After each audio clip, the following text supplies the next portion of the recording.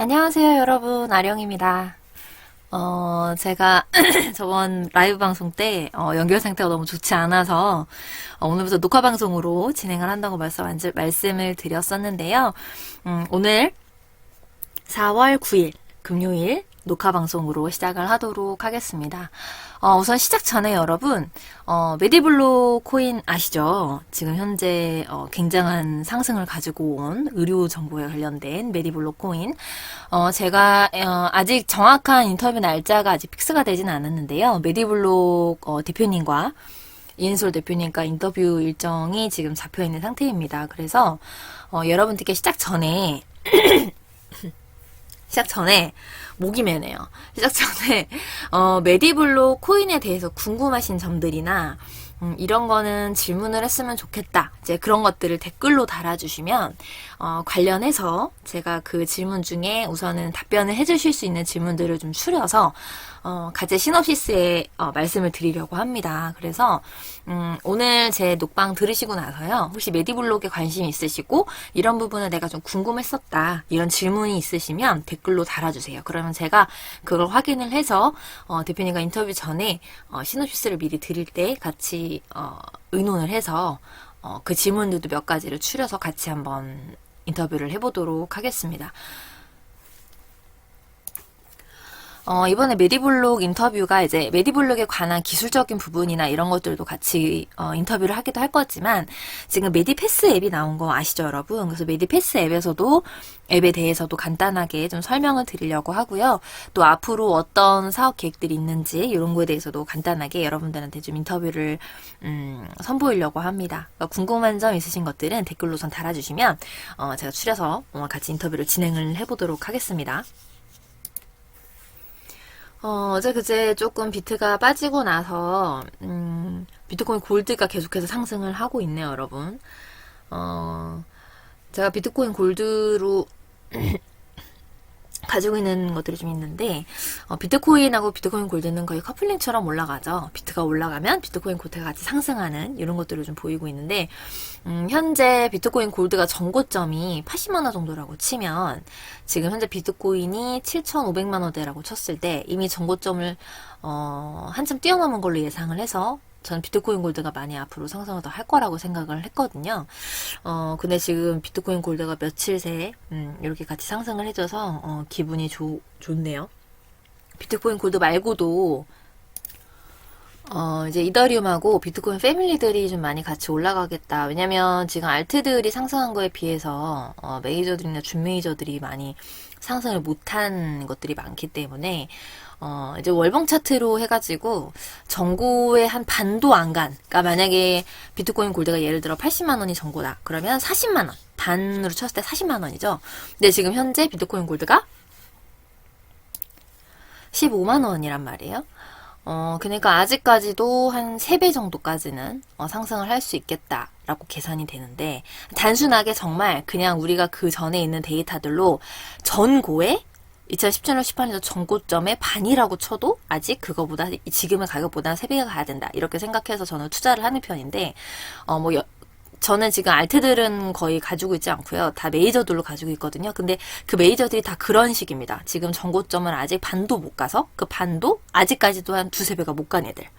그런 애들을 지금 저는 거의 다 투자를 바꿔서 해놓고 있는데 지금 이번 상승가 어떻게 보면은 상승 패턴이 몇 번 있었죠. 그 중에 지금 이번에는 비트에 관련된 애들이 좀 올라가고 있고, 알트들도 좀 빠졌던 애들은 같이 많이 상승을 하고 있기는 합니다. 근데 모르겠어요. 저는 알트를 투자를 안 했어가지고, 제가, 저번에 그 하락장 왔을 때, 상장 지나고 나서 하락장 왔을 때, 알트들 때문에 마음고생을 많이 해서 그런지, 왠지 이번에 그전에는 뭐 처음에 상승을 시작할 때는 좀 가지고 있던 알트들도 수익을 좀 옆으로 보고 그 다음에 지금 현재 메이저로 다 바꿔놓은 상태입니다. 여러분들도 그거는 뭐 본인 투자 판단에 따라서 하시겠지만 저 같은 경우는 메이저들 다 가지고 있고 그래도 좀 안정성 있는 투자를 하고자 해서 그렇게 가지고 있긴 합니다. 이게 여러분 지금 우리가 이제 비트가 오르면서 이제 지금 우리가 흔히 얘기하는 그 실명 계좌가 있는 거래소들이 있죠. 비트, 빗썸, 이제 코인원, 코빗 이렇게 네 군데가 지금 현재 실명 계좌가 있는데 이게 지금 여기 우리 그 암호화폐 거래소 거래량이 거의 유가증권 시장이랑 비슷합니다. 이게 지금 보면 업비트가 제일 많아요. 우선 업비트가 23조로 제일 많고, 그다음 빗썸이 한 4조, 코인원이 한 2조, 코빗이 한 2048억 정도 됩니다. 업비트가 어마어마하네요. 그죠? 알고는 있었지만 이렇게 수치로 따져보면 더 많게 느껴지는 것 같습니다. 빗썸이 4조고 업비트가 23조니까 거의 한 6배 정도 되는 거죠. 정말 거래량이 많네요, 업비트가. 이게 아무래도 이제 암호화폐 쪽으로 지금 이제 큰 상승이 있기도 하고, 이제 기업들 외에도 주식시장에서도 지금 암호화폐 시장으로 많이 넘어오고 있다. 또, 기업 자금들도 많이 들어왔지만, 개인 투자자들 자금도 굉장히 많이 지금 들어와 있는 상태입니다. 그래서 김프가 좀 많죠. 지금 비트코인 김프가 막 15%, 비트코인 말고도 지금 메이저 코인들 전부 다 막 15%, 17%막 이런 상태입니다. 그래서 김프 때문에 투자를 좀 꺼려 하시는 분들도 많이 계시던데, 제 생각에는 이렇게 상승장이 많을 때는 아무래도 우리나라 특성상 원화 입금이 되고, 또 접근성이 굉장히 다른 나라보다 편하죠. 그리고 업비트 같은 경우가 거래량이 많은 것도 보면 농협 계좌를 트는 것과 다르게 업비트는 K뱅크이기 때문에 굉장히 접근성이 뛰어나요. 예, 그냥 K뱅크 앱을 다운받아서 실명 인증하고 원화 입금이 바로바로 가능한, 그러니까 정말 쉽게 접근을 할 수 있도록 만들어 놨기 때문에 아무래도 거래량이 그만큼 더 많은 것 같기도 하고, 그래서인지 또 개인 투자자들이 많이 진입을 하게 되는 시기인 것 같습니다.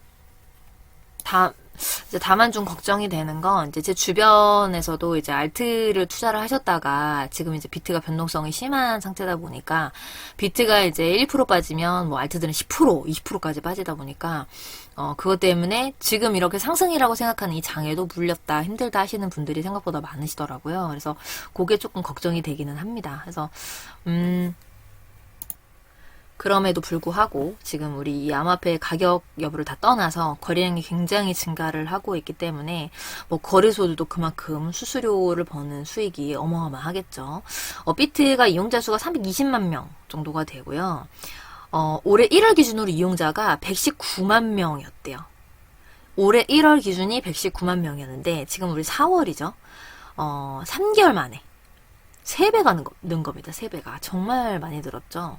그러니까 1월부터 계속해서 꾸준히 7, 80%씩이 는 거예요. 대단합니다.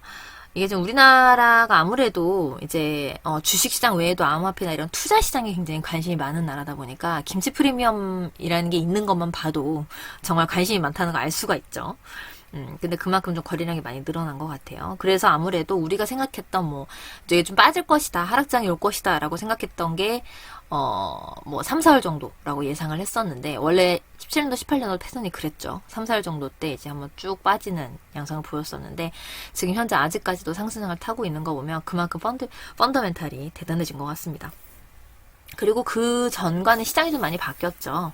이제 그전에는 진짜 암호화폐가 결제가 되는 코인도 없었고, 전 반감기 때는. 또 진짜 이게 정말 활용성이 있을까? 암호화폐를 정말 사용할 수가 있을까? 정말 그냥 디지털 화폐 아니야? 포인트 개념 아니야? 이렇게 얘기했었던 게, 지금은 이제 기업들마다 코인을 발행을 하기도 하고, 또 진짜 실생활에서 결제가 가능한 코인들도 있고, 이러다 보니까 활용도가 많이 확대가 되고 있죠. 그래서 암호화폐를 그전이랑은 좀 다른 시각으로 보는 것들이 좀 많아졌습니다. 저 역시도 뭐 페이코인 이런 거 외에도 진짜 우리가 지금 밀크 같은 경우도 지금 발행된 지가 얼마 안 됐는데도 불구하고 진짜 많이 인기를 얻고 있죠. 플레이스토어 앱에서도 진짜 1, 2위를 할 만큼 진짜 인기가 많다고 하는데, 아무래도 그런 거 보면 이 암호화폐를 투자하는 개인 투자자들의 니즈가 확실한 것 같아요. 이게 암호화폐라는 거에 대해서 결제가 가능해야 된다는 거에 좀 중점을 많이 두고 있고, 그거 외에도 좀 상반되게 뭐 NFT나 메타버스 같은 그 안에서 사용되는, 아무래도 이게 진짜 생활에서 활용이 될 수 있을 것인가, 이게 아무래도 제일 가장 큰 문제였기 때문에 그런 걸 해결할 수 있는 코인들에 굉장히 관심이 많고, 또 그게 해결이 되다 보니까 그만큼 투자하시는 분들이 많이 는 것 같다는 생각이 들어요. 그쵸? 어쨌든 지금 이제 암호화폐 시장이 더 이렇게 성장을 한 만큼 더 많은 결제 코인들, 그리고 더 많은 플랫폼들이 나오겠지만 앞으로도 얼마나 성장을 하게 될지 궁금하긴 합니다. 아마 이 기사 보셨을 것 같은데, 이게 또 재밌는 기사죠. 이제 올해 포브스에서 억만장자 명단들이 있잖아요. 거기에 암호화폐에 관련된, 그러니까 암호화폐 업계에 관련된 인물들이 12명이 포함이 됐어요. 그러니까 이번 이제 2021년이 되면서 억만장자 명단이 바뀐 거죠. 근데 거기에 암호화폐에 관련된 업계 인물들이 지난해 대비 3배나 많아진 12명이 올라갔다고 합니다. 이게 지금 12명 명단 중에 가장 부유한 억만장자가 암호화폐 거래소 FTX의 창시자입니다. 샘 뱅크먼 프라이드. 이분이 제일 부유하고요. 대단하네요. 그리고 다음으로는 이제 각각 30억 달러씩 상당을 가지고 있는 윙클보스 형제. 윙클보스는 유명하죠. 포브스 그 NFT 상품에도 보니까 지금 메인에 나가 있던데 윙클보스 형제. 그리고 이제 마이클 세일러 최고 경영자 CEO도 지금 23억 달러를 보유하고 있고요. 또 리플 공동 창업자 제드 맥칼렙, 그리고 코인베이스의 브라이언 암스트롱 CEO, 그 다음에 코인베이스 프레드 어샴 공동 설립자, 또 바이낸스의 장펑자오. 없을 수가 없죠. 네. 바이낸스 같은 경우는 뭐 지금 이제 어마어마하니까 바이낸스의 그리고 매튜 로스다크와 팀 드레이퍼, 그리고 베리 실버트 설립자, 이렇게 있습니다. 그러니까 지금 이 암호화폐 관련 업계 관계자들이 12명이나 많아졌다는 거는 그만큼 다른 걸 다 제하고도 얼마나 지금 암호화폐 시장이 광풍인지를 보여주는, 그리고 얼마나 큰 상승이 왔는지를 보여주는 단적인 예라고 볼 수가 있죠. 어마어마합니다. 지금 뭐 좀 그런 건 있는 것 같아요. 진짜 인터넷 뭐 어디 커뮤니티 같은 데만 봐도 암호화폐에 얼마를 투자를 해서 뭐 단타로 얼마를 먹었네? 뭐 5천만 원이 몇 억이 됐네? 이런 얘기들이 너무 많이 들리다 보니까 예전에는 뭐 우리가 암호화폐 투자에 대한 것들이 뭐 네이버나 이런 진짜 큰 기사들에 이제 투자를 조심해야 된다. 막 이런 얘기들 많았는데, 오히려 지금 같은 경우에는 이제 좀 막 이제 상승장이 오니까 아무래도 그런 기사들이 좀 나오긴 하던데, 그전에는 뭐 세금을 띈다, 뭐 이거 발전을 시킨다, 뭐 이런 얘기들이 많았지, 호재들이 많았지, 악재들은 이번 연도는 생각보다 많이 없었던 것 같아요. 이제 뭐 세금 문제 같은 거 당연히 해결됐어야 되는 문제고, 그거 외에도 암호화폐에 관련해서 호재들이 굉장히 많았고, 또 기다렸다는 듯이 기관 자금이 또 많이 들어왔고, 그래서 어떻게 보면 당연한 결과죠. 이게 억만장자 명단 리스트가 바뀐다는 게 어떻게 보면 당연한 결과인 것 같아요. 지금 이번 이 시장 돌아가는 상황을 보면 당연히 거래소에 관련된 분들이나 코인에 관련된 이 업계분들은 뭐 원래 그 전에도 갖고 있었던 자본금이나 그게 어마어마하긴 했지만 이번 상승장으로 또 얼마나 큰 수익이 났겠어요. 그러니까 그럴 수밖에 없었던 것 같아요.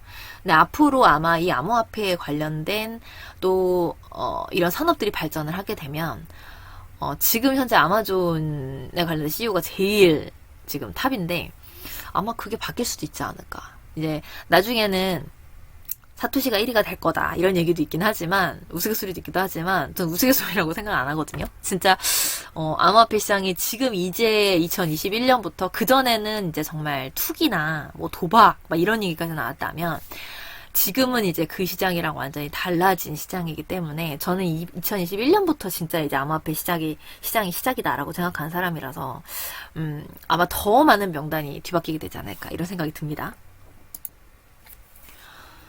자, 그리고 미국 메이저 은행이죠. 스테이트 스트리트. 여기 은행이 은행용 암호화폐 거래 플랫폼 구축에 착수를 했다. 이런 기사가 떴습니다. 그러니까 올해 중순부터 암호화폐 거래를 시작을 할 예정이다. 라고 코인데스크가 보도를 했는데, 여러분 이게 이제 이거는 지금 이제 미국에 있는 은행이다 보니까 아무래도 더 관심을 가지게 되는 거긴 하지만, 저는 요즘에 그 업계분들이랑 미팅을 하면서 그런 생각이 많이 들었어요. 이제 금융 쪽에 계신 분들을 생각보다 많이 만나게 됐거든요. 그러니까, 이제 빗썸이랑 관련된 농협이라든지, 그리고, 뭐 주식시장에 있는 분들도 있고, 또 자산 운용사, 이런 분들도 있고. 근데 얘기를 들어보면, 우리나라 같은 경우도 그전부터 은행들이 다 그렇진 않지만 은행들 중에서도 암호화폐 시장에 관심이 있었던 은행들이 있어요. 그러니까 이제 좀 호의적인 은행이 있었고, 이 이 시장에 좀 이렇게 더 발전시켜야 되겠다, 뭐 플랫폼을 구축을 하겠다, 이런 은행들이 있었고, 또 반대로 이거는 좀 위험하다라고 보수적인 입장을 유지하는 은행들이 있었어요. 그쵸? 그러니까 지금 같은 경우를 보면, 은행권들이 아무 말도 없어요. 그런데다가, 암호화폐 거래소에 대해서, 뭐 이렇다 저렇다 얘기하는 것도 없어요. 이제 지금 실명 계좌를 내어주는 문제가 있는데, 이제 제가 이제 미팅을 하고 보면서 봤던 이제 관점에서는, 은행권들이 암호화폐를 다루려고 준비를 하고 있다 보니 실명 계좌를 주는 것 자체가 어려운 거죠. 이제 자기들이 가지고 있는 은행권에서 암호화폐 거래를 하려고 굳이 거래소에 실명 계좌를 주지 않아도 된다라고 생각하는 면도 있는 것 같더라고요. 그래서 지금 현재 실명 계좌에 있는 거래소들은 당연히 그 거래소랑 있으면서 뭐 수수료 문제도 있을 거고 여러 가지들로 연결되긴 했지만, 지금 은행권이나 금융권에도 암호화폐 거래를 할 수 있도록 차근차근 준비를 다 하고 있었고, 이제 이 시장에 들어오면서 이제 세금 문제가 해결이 되고, 그거에 대해서 완벽하게 이제 마무리가 되면, 아마 이제 금융권에서도 암호화폐 거래를 할 수 있도록 금융 상품도 더 많이 나오게 될 거고, 거래소 개념, 그러니까 클라우드, 보관 서비스들이죠.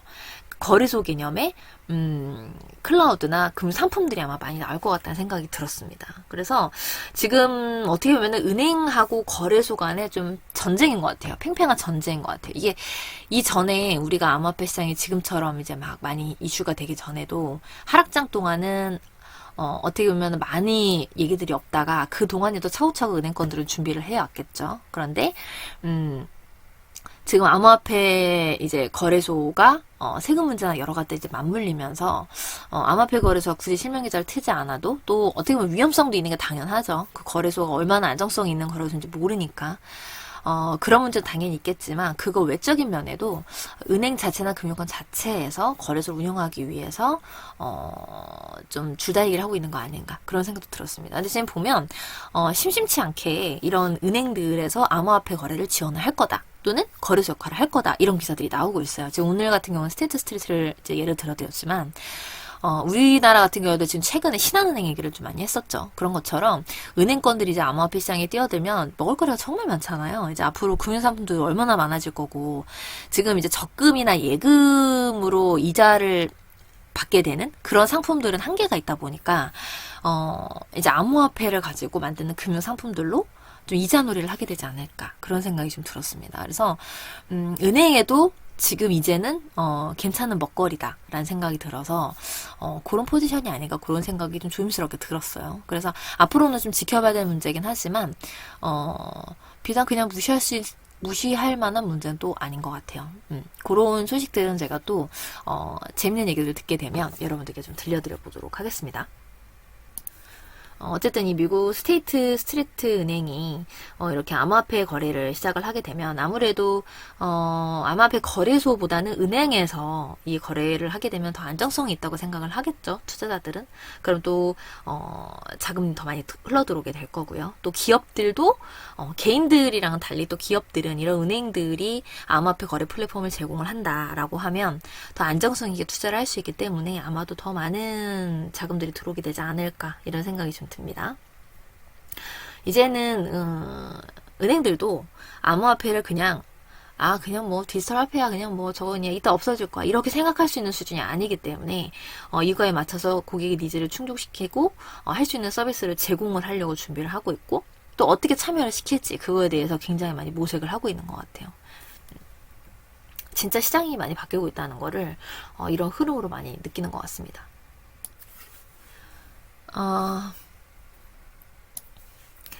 오늘 방송은 여기까지 하고요, 여러분. 제가 이제 메디블록 대표님하고 인터뷰를 잡았다고 초반에 말씀을 드렸는데, 궁금하신 내용들, 댓글로 남겨주시면 제가 시놉시스에 녹여서 여러분들의 궁금증을 조금이라도, 왜냐면 당장 우리가 메디블록에 대해서 알고는 있지만 앞으로 어떻게 이 사업이 더 전개가 될 것인가, 그리고 메디블록에 이런 점들이 궁금했다 이런 걸 직접 물어볼 수 있는 기회가 잘 없잖아요. 근데 제가 인터뷰 진행을 하면서 여러분들을 대변해서 여러 가지 면에서 좀 질문을 드려볼 수 있도록 다양한 의견 주시면 감사할 것 같습니다. 이런 날씨가 정말 많이 따뜻해졌어요. 벚꽃이 다 졌는데 요즘에 보니까 또 코로나가 다시 심해져서, 좀 조심스러운 부분이 있기는 하지만, 진짜 조금 빨리, 마스크를 빼고 나들이도 가고, 얼굴 보고 커피 한잔 할 수 있는 때가 빨리 왔으면 좋겠네요. 여러분 오늘 금요일인데 주말 잘 보내시고요. 다음 주 화요일 날 또 방송으로 찾아뵙도록 하겠습니다, 여러분. 한 주도 수고 많으셨어요. 다음 주 화요일 날 봬요. 여태까지 아령이었습니다. 감사합니다.